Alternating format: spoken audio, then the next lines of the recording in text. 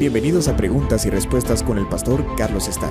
Este es un podcast de Iglesia Vida Cristiana. Puedes enviar tus preguntas al correo preguntasbiblicas@vidacristiana.org.gt. Comparto con ustedes el siguiente comentario y pregunta. He escuchado que han mencionado que en Jerusalén se encontraba el huerto del Edén. ¿Es correcto?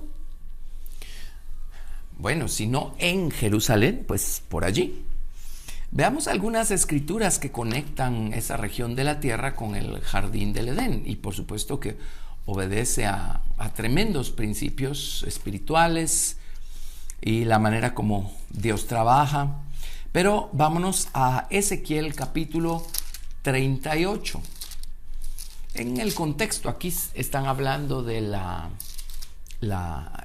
invasión de Gog y Magog, y esto es algo que va a acontecer en el futuro. De hecho, la Biblia en el libro de Apocalipsis ubica esto al final del milenio, que es cuando se van a levantar estas naciones y van a venir en contra de Jesucristo, quien va a estar reinando desde Jerusalén. En ese periodo, al final del milenio, en el que van a soltar a Satanás y va a engañar a muchos. Pero dejando el contexto por un lado, puntualicemos un detalle acá.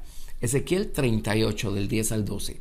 Así ha dicho Jehová el Señor: en aquel día subirán palabras en tu corazón y concebirás mal pensamiento. Ahí está hablándole a Gog y a Magog. Y dirás: subiré contra una tierra indefensa, iré contra gentes tranquilas que habitan confiadamente. Todas ellas habitan sin muros y no tienen cerrojos ni puertas, para arrebatar despojos y para tomar botín, para poner tus manos sobre las tierras desiertas y ya pobladas, y sobre el pueblo recogido de entre las naciones, que se hace de ganado y posesiones, que mora en la parte central de la tierra. Y esto es lo que nos interesa: mora en la parte central de la tierra. Esta palabra, parte central, o esta expresión, es la palabra hebrea tabur. Y tabur significa la cumbre o la parte más alta, o una cima. Esto implica o da a entender la parte más importante o la parte principal de la tierra. Pero tabur también significa ombligo. Así es que Ezequiel 38:12 le llama a la tierra de Israel y a Jerusalén el ombligo de la tierra. Esto no solo es por su posición geográfica. Y recordemos que en algún momento de la historia muy antigua, todos los continentes formaban un solo supercontinente, y el centro geográfico de todo eso coincide con lo que hoy es la tierra de Israel. Pero ombligo se refiere también al hecho de que es la tierra o la región que Dios eligió para alimentar la tierra con el conocimiento de Dios, y para que desde allí el resto de la tierra fuera alimentado con el conocimiento de Dios. Así es que todo esto nos habla del jardín del Edén, su ubicación, su posición, su ministerio. En Génesis capítulo 2 encontramos nosotros esta información. En Génesis 2, verso 8, dice: y Jehová Dios plantó un huerto en Edén al oriente, y puso allí al hombre que había formado. Regresamos en un momento a este detalle, pero en el verso 10 dice: y salía de Edén un río para regar el huerto, y de allí se repartía en 4 brazos. Ahora notemos pues cómo Dios plantó un huerto. La palabra plantar, natá en hebreo, significa afirmar, hincar, establecer o meter de un golpe.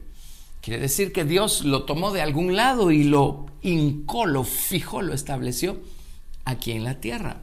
¿Qué es el huerto del Edén? Si nos vamos al libro de Apocalipsis y leemos acerca de la descripción que allí se hace de la Nueva Jerusalén, básicamente la descripción del huerto y la descripción de la Nueva Jerusalén coinciden en una y la misma cosa. Allí está el árbol de la vida, allí está el río de vida. ¿Qué es entonces el huerto, o qué era, y qué es la Nueva Jerusalén, o qué será? Es el nombre del Señor. Dios eligió escribir su nombre o dar a conocer su nombre por medio de 4 letras. Bueno, pues son 3, una se repite. Por eso le llaman el nombre tetragramatón. Esto significa el nombre que se escribe con 4 letras. Entonces es un nombre, pero se expresa por medio de estas 4 letras hebreas: Yud, Hei, Vav, Hei. Entonces acá en Génesis encontramos un río, una fuente, un manantial. Eso es el nombre del Señor, la fuente de vida, de verdad, de sabiduría, de conocimiento, de amor. Y encontramos que este río se repartía en 4 brazos o 4 cabezas. La palabra repartir, parad, significa separarse a sí mismo o dispersarse en 4 brazos, y en hebreo dice 4 cabezas, ¿verdad? El nombre del uno era Pisón. Este es el que rodea toda la tierra de Jávila, donde hay oro. La tierra de Jávila se refiere a Ismael, así es que pues obviamente era un río que estaba por allí en algún lado de Oriente Medio. El verso 13 dice: el nombre del segundo río es Gihón, y este es el que rodea toda la tierra de Cus. La tierra de Cus es Etiopía, y el único río principal que rodea la tierra de Etiopía es el Nilo. Luego dice: el nombre del tercer río es Hiddekel, y ese sabemos que era el nombre antiguo del río Tigris. Y dice: este es el que va al oriente de Asiria. Y el cuarto río es el Éufrates. Así es que eso nos ubica, ¿verdad?, geográficamente hablando, con la posición original de ese huerto. Obviamente Palestina, Jerusalén, ¿verdad?, la tierra de Israel y mucho más territorio que rodea la tierra de Israel era parte del terreno donde se encontraba este Edén. Y por supuesto en el centro del Edén era donde estaba el huerto. Así es que si coincidía geográficamente hablando con exactitud con la ciudad de Jerusalén, pues eso es secundario al hecho de que ese es el lugar que Dios eligió para poner en él su nombre. Lo hizo pues en tiempos de inocencia, ¿verdad?, Adán y Eva, y lo hizo cuando puso, o sea, su nombre ha estado siempre allí. Allí está su nombre. Entonces, Dios hincó, Dios fijó este huerto, puso este huerto allí. Déjenme leerles una porción de Isaías capítulo 19 que es sorprendente y se refiere a lo que va a pasar en el milenio, cuando Jesús esté reinando y haya restaurado las cosas. En Isaías 19, a partir del verso 18, dice: en aquel tiempo habrá 5 ciudades en la tierra de Egipto que hablen la lengua de Canaán y que juren por Jehová de los ejércitos. Una será llamada la ciudad de Jerez. En aquel tiempo habrá altar para Jehová en medio de la tierra de Egipto y monumento a Jehová junto a su frontera.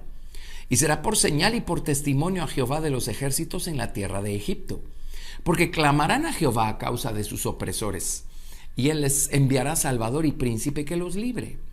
Y Jehová será conocido en Egipto, y los de Egipto conocerán a Jehová en aquel día, y harán sacrificio y oblación, y harán votos a Jehová y los cumplirán. Y herirá Jehová a Egipto, herirá y sanará, y se convertirán a Jehová, y les será clemente, y los sanará. En aquel tiempo habrá una calzada de Egipto a Asiria, y asirios entrarán en Egipto y egipcios en Asiria. Y los egipcios servirán con los asirios a Jehová. En aquel tiempo Israel será tercero con Egipto y con Asiria para bendición en medio de la tierra. Porque Jehová de los ejércitos los bendecirá diciendo: bendito el pueblo mío Egipto, y el asirio obra de mis manos, e Israel mi heredad. Interesantemente, en Isaías capítulo 18, verso 7 dice: en aquel tiempo será traída ofrenda a Jehová de los ejércitos del pueblo de elevada estatura y tez brillante, del pueblo temible desde su principio y después, gente fuerte y conquistadora, cuya tierra es surcada por ríos, al lugar del nombre de Jehová de los ejércitos, al monte de Sión. Acá se está refiriendo a los etíopes, así es como se refiere a los etíopes, pueblo de elevada estatura y tez brillante. Así es que obviamente Dios planea en el futuro volver a unificar todo el territorio que un día ocupó el Edén. Esto abarca a los egipcios, a los etíopes, a los asirios, Así es que todo, y podemos entender cómo estas fueron las primeras civilizaciones a esos niveles, ¿verdad? Que se desarrollaron en el mundo.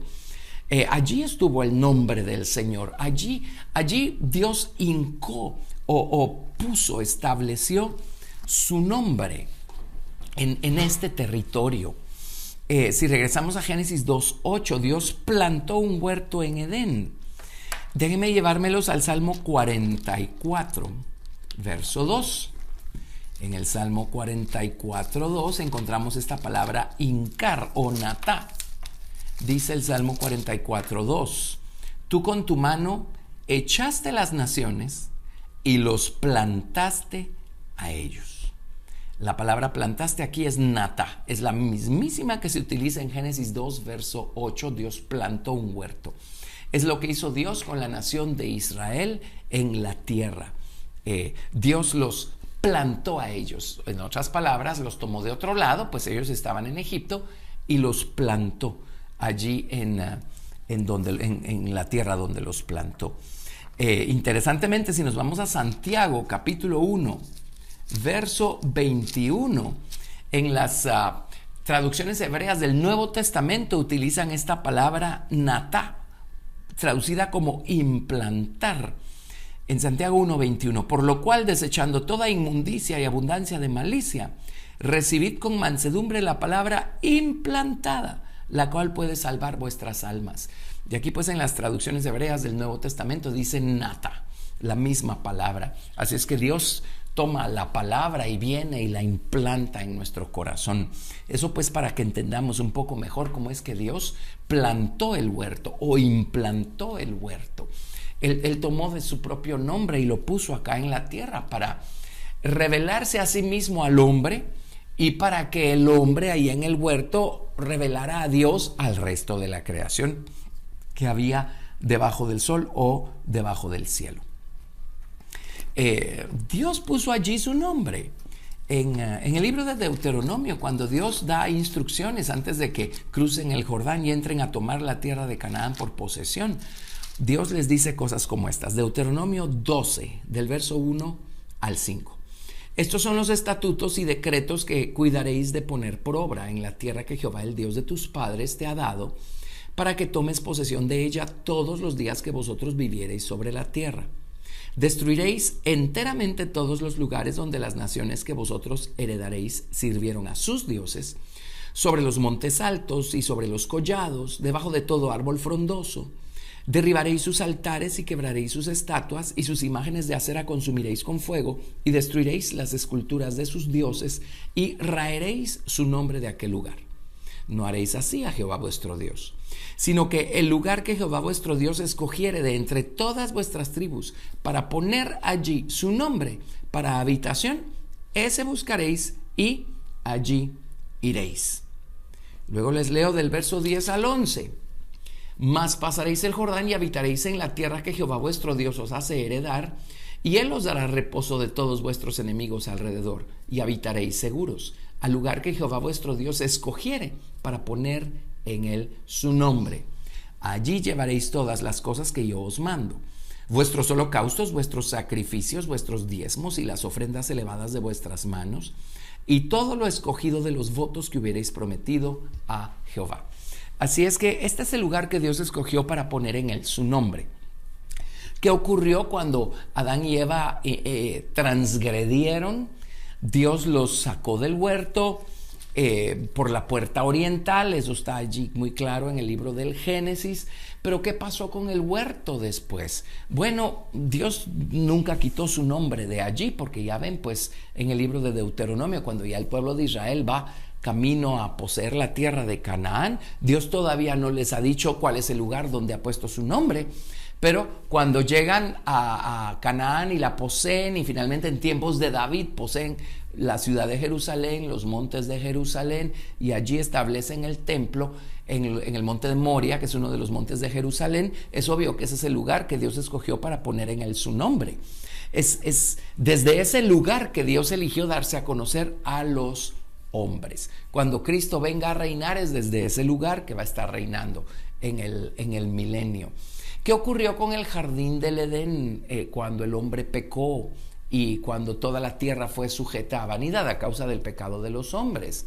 Bueno, recordemos que estamos hablando no de cosas físicas tangibles.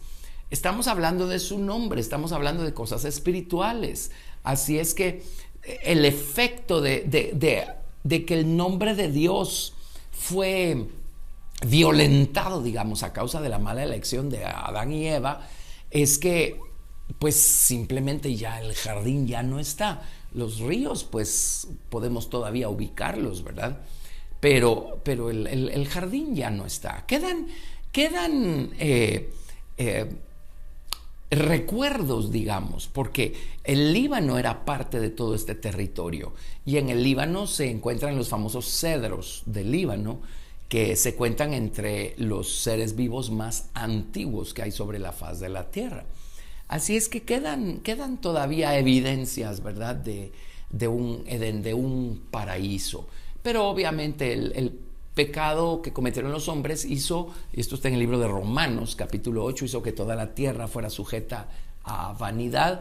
Las cosas cambiaron, el hombre sigue destruyendo y haciendo todo lo que quiera. Dios va a redimir no solo al hombre, va a redimir, pues está redimiendo al hombre, pero Dios va a redimir la tierra.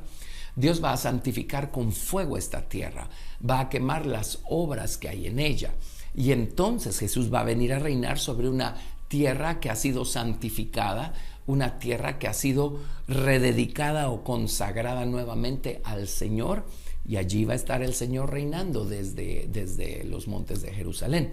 Ahora, por supuesto, la nueva ciudad tiene la misma descripción que se da del jardín del Edén. Así es que podemos decirlo en cuanto a principio. Nuevamente, no estamos hablando de lugares físicos, tangibles, pero podemos decir con total validez que el jardín del Edén era la nueva ciudad aquí en la tierra. O podemos decir la nueva ciudad es el jardín del Edén que fue restaurado o que está ahí en los cielos, ¿verdad? Porque estamos hablando de principio espiritual, estamos hablando de las fronteras o los límites del nombre o de la naturaleza de Dios. Así es que qué emocionante es que Dios a su esposa en la dispensación del Antiguo Testamento les dio por herencia la tierra de Canaán. Lo que realmente les estaba dando por herencia era su nombre, el conocimiento de su nombre, una relación viva con su nombre. Y a la esposa espiritual del Señor Jesucristo, la iglesia que madura, que crece y que une su voluntad a la del Señor, Dios le da por herencia su nombre. De hecho, cuando hay un matrimonio, la esposa adopta el nombre o el apellido del esposo. Eso es lo que el Señor nos está ofreciendo por herencia, su nombre. Así es que el principio lo tenemos allí, lo podemos trazar de principio a fin. Gracias por escuchar Preguntas y Respuestas con el pastor Carlos Estal. Si deseas participar, recuerda enviar tu pregunta al correo preguntasbiblicas@vidacristiana.org.gt y no te pierdas el siguiente episodio porque tu pregunta puede ser la siguiente a responder.